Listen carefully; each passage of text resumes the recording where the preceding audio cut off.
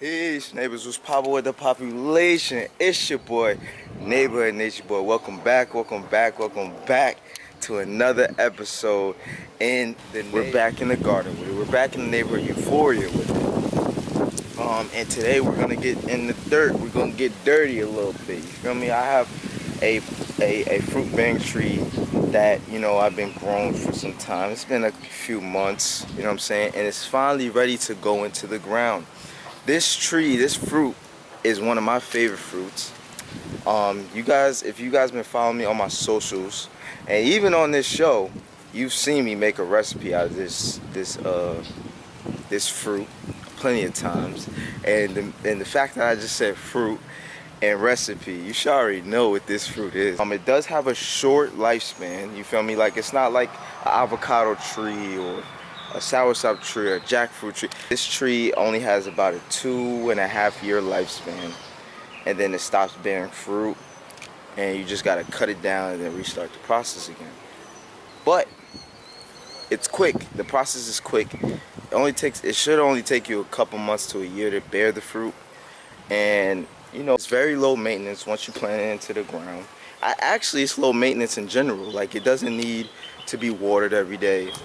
It just needs a good amount of sun, and just water it every other day. You don't need a whole lot of space. You can plant this tree next to other plants, because it's not a wide tree like a mango tree or avocado tree, etc., where it has all these long branches and just sprouts out wide.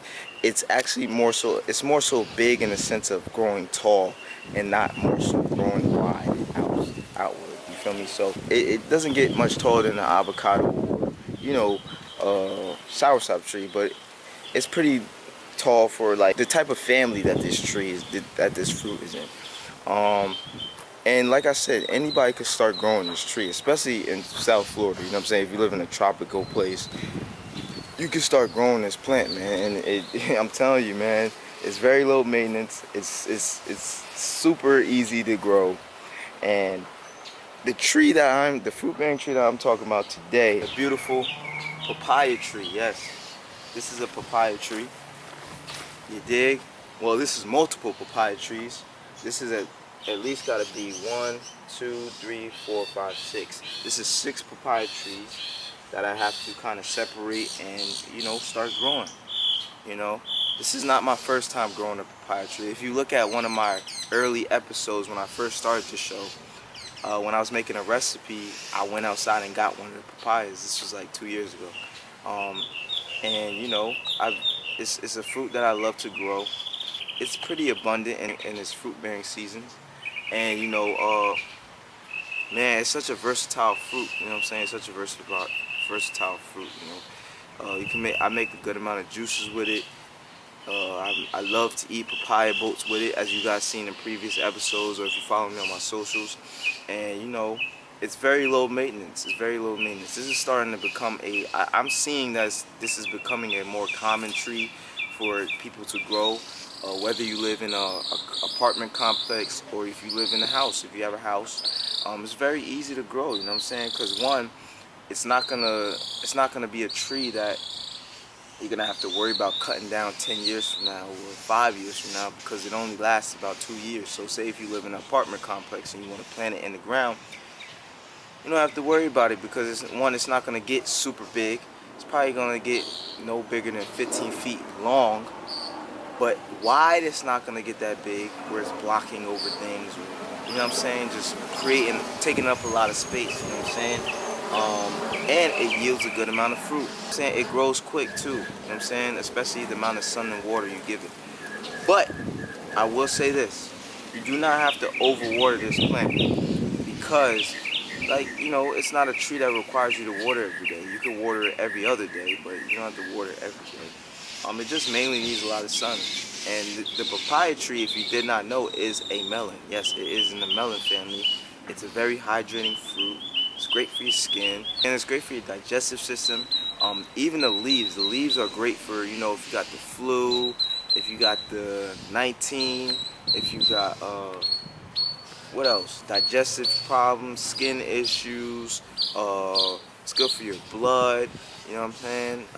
And just a whole wide range of health benefits that comes with not just the fruit of this tree, but the leaves. The leaves are super powerful. You get me, neighbors? So, take note of that. I found a spot where to finally plant this thing, and it's more than ready to go into the tree, because this tree is actually about 1.5 feet long, and you know, the biggest one is about 1 foot to maybe 2 feet long. So it's more than ready to go into the ground. One thing about this tree though, you got to be careful when you are planting it into the ground. Like I said, if you guys can see here, these are multiple trees. This is one. Look, this is one. This is two. This is 3, 4, 5, 6. So the reason why you got to be careful when you're separating these trees, because they like to be together. You feel me? And you know, just make sure you're going about it in a gentle way, you know what I'm saying, and not being rough with it, and try to keep them kind of close to each other. You want to keep them, you don't have to divide them crazy, you know what I'm saying. You can keep them like 1 foot from each other, and you know, let them grow, you know what I'm saying, because you know, trees need each other, you feel me, especially certain ones when you're growing them from seed. You know, they need that female to male relationship sometimes, you know. So we're about to get the planting. I'm about to go get the dirt and, you know, start digging a hole for these beautiful papaya trees, and, you know, start the journey of growing some new papayas here in the neighborhood.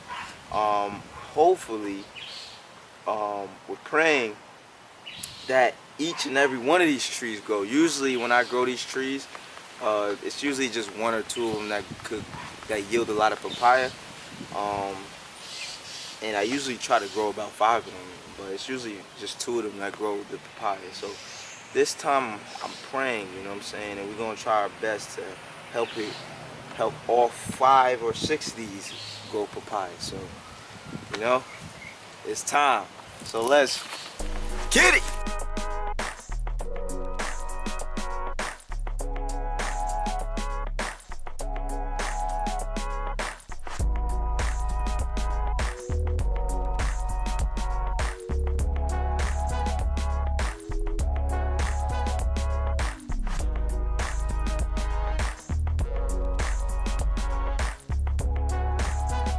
So we done transported the dirt from the front of the house to the back where the Action Jackson's happening. So now we're about to show you how to get y'all the source to what you know what I'm saying, how I mix the soil and all that. You know what I mean? Give it a good place for it to, you know, store its nutrients and all that. So now we about to mix it in a bucket, and then we gonna get to digging and all that. You know what I'm saying? Show y'all the spot. First of all, I'm gonna show you the spot that we got it in. Now with papayas, being that I said they only last for about 2 years, it's good to change up the spot that you planted them. Last time that I planted these papayas, I always planted them in the same spot from back-to-back years, and I planted them in this spot over here. You feel me? Where this black zapate tree is, this is where the papayas usually will go. You know, so it's a nice space. You feel me? There's nothing around it really, and you know, I started to notice the production after each, you know what I'm saying, after each new papaya tree that I was growing. It was starting to, you know, not yield as much or a better yield as the previous one. It was just kind of declining, and you know, that's because I kept putting it in the same spot. You know, when you are planting these trees that you're once you get rid of them, you want to change up the spot. You know what I'm saying? It don't got to be a crazy change. Just move a few feet down from the previous spot that you had them. You know what I'm saying? And plant them in a new home. You dig?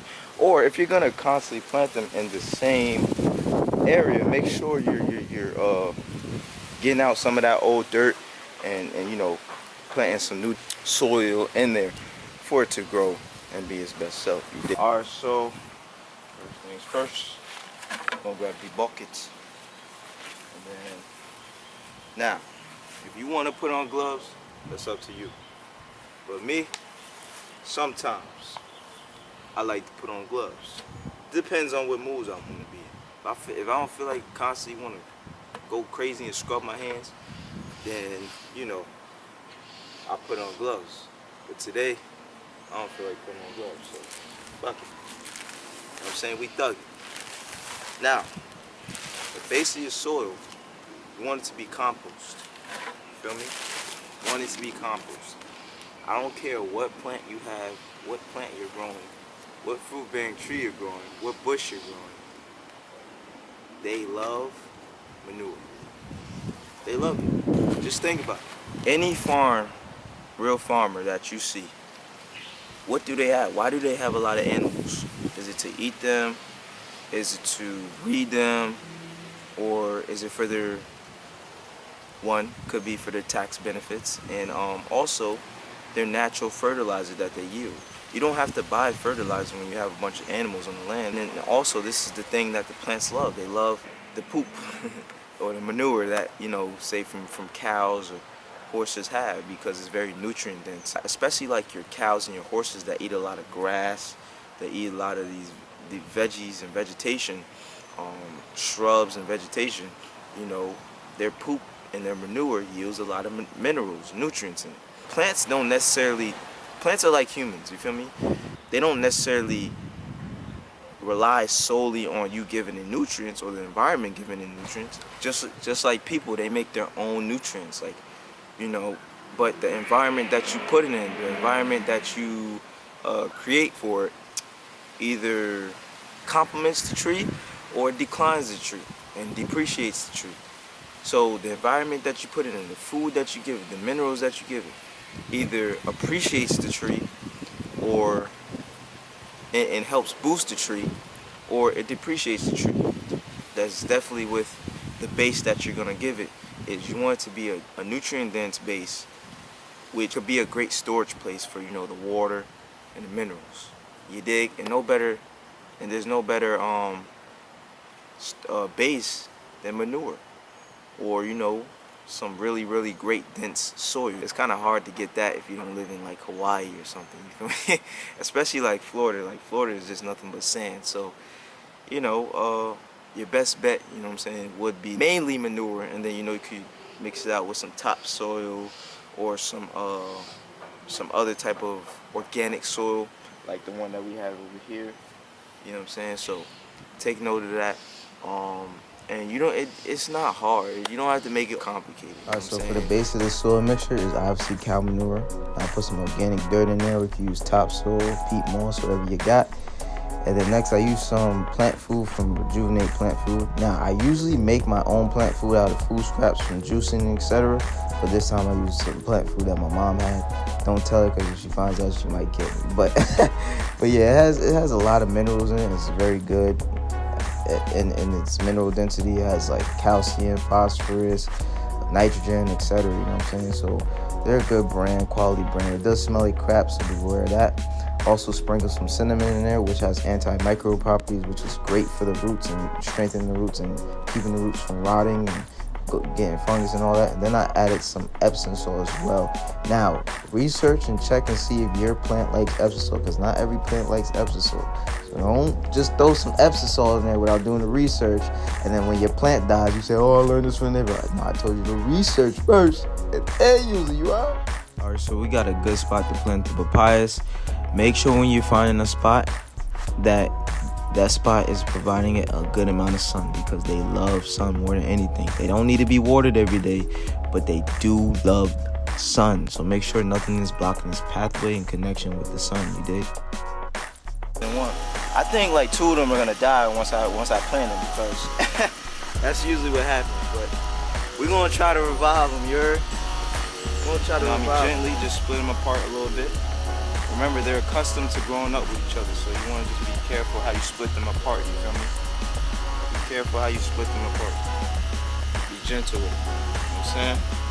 Put one back in the bucket, that's the big one. We're gonna plant the big one separate and the little ones together, you feel me? Be gentle about how you do it. Don't just rip it apart, you know? Look at this. Don't this look like the nervous system? Look at the root system. Don't this look like the nervous system? You feel me? It look like nervous system. I only may plant 2 of them here and then 2 on the other side to see how they do. Just a little experiment.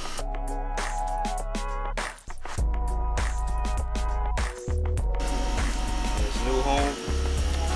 Usually you could possibly tell which one is a girl by the leaves. I'm not that advanced yet, so I just be planting, but you know, I'm getting there one day.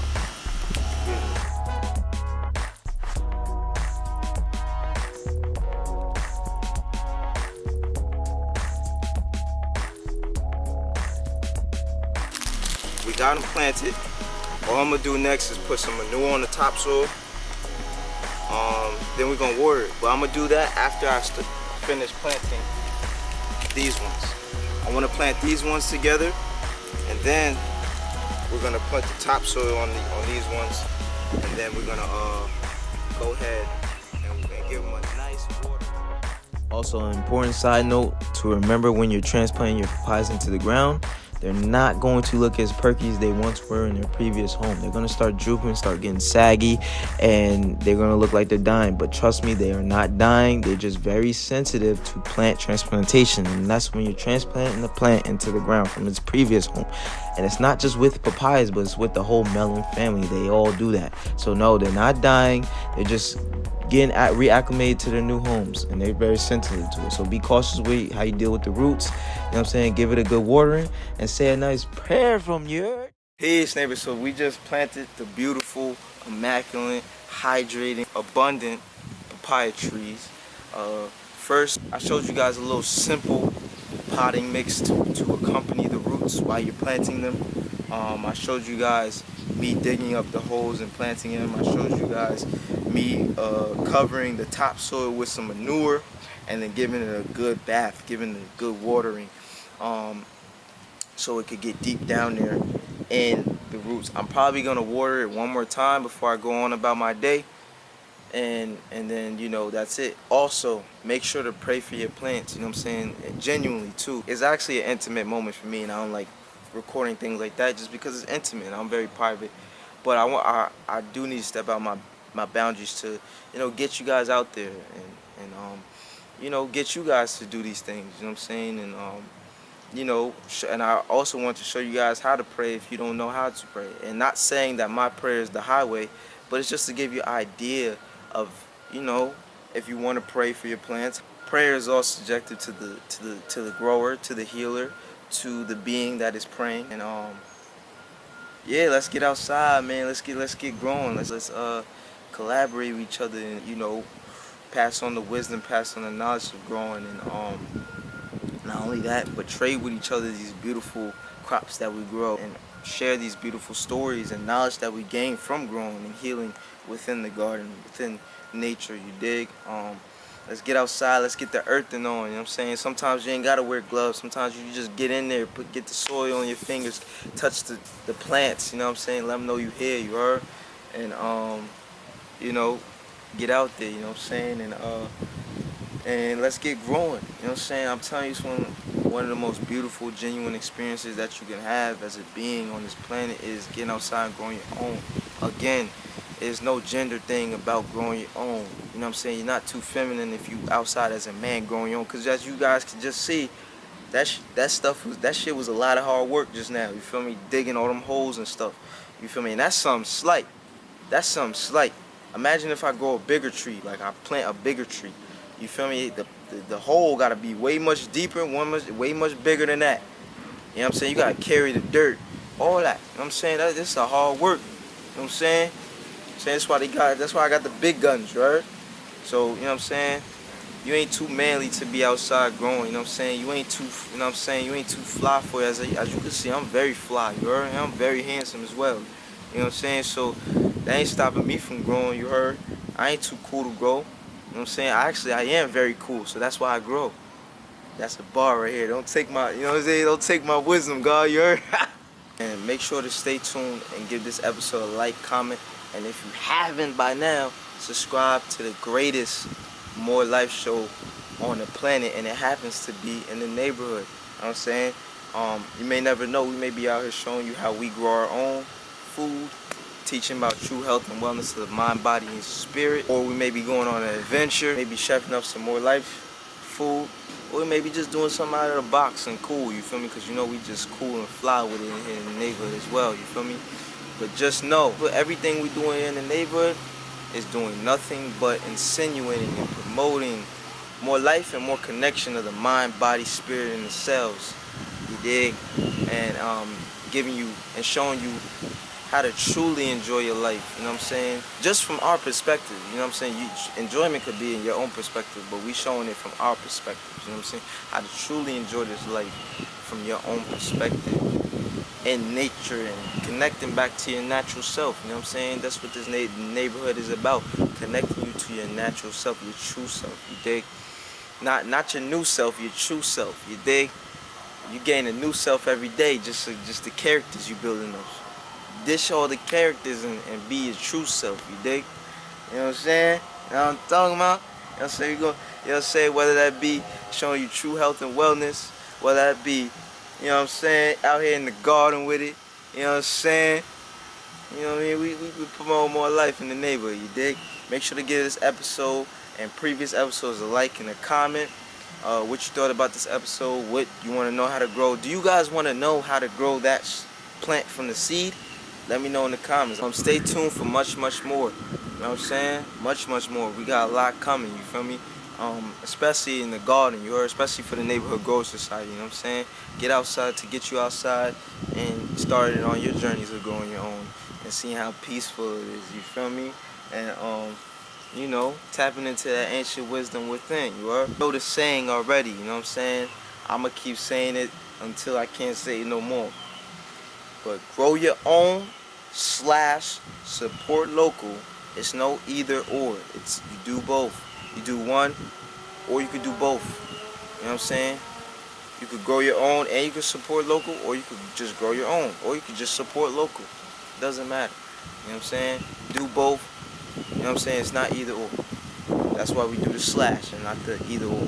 So grow your own / support local, or continue to rely on a broken system to supply you their own. And we all know what that broken system supplies you with and has you relying on. You dig? So I don't want to hear no more complaining. I don't want to hear nothing, oh, the food's, I don't want to hear none of that. Because this is one of the solutions right here. This show is one of the solutions here. You dig? So make sure to tell a neighbor and let them know that it's your boy, Neighborhood Nature Boy. Peace, love, light, and much healing energy to you and yours. And always remember, when never in doubt, check the neighborhood out, you